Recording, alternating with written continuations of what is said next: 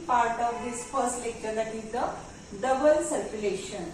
The double circulation, double means twice. The blood passes through the heart twice in each circulation, so it is called as double circulation. In case of mammals and birds, how many chambers of heart are present? There are completely 4 chambers. So 4-chamber heart is present in mammals and birds. So 2 auricles and 2 ventricles. So 4 chambers are completely separate.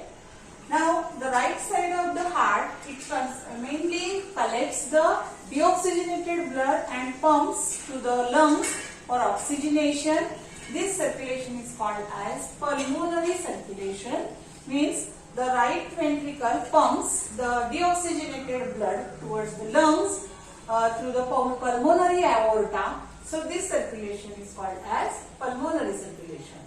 Second is systemic circulation.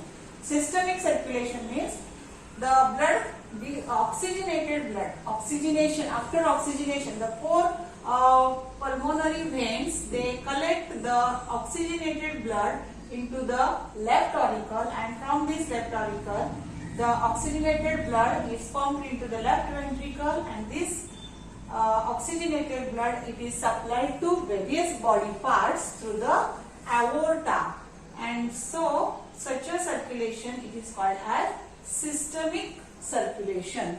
So double circulation means the two times blood is collected in the heart and it is pumped outside the heart.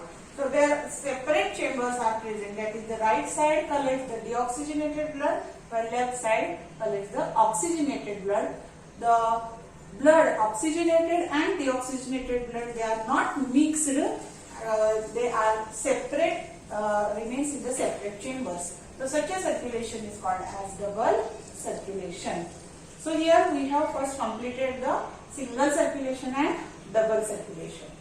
Now we will study about the next part, that is the circulatory system in human.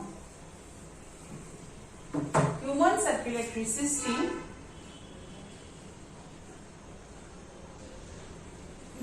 In case of human,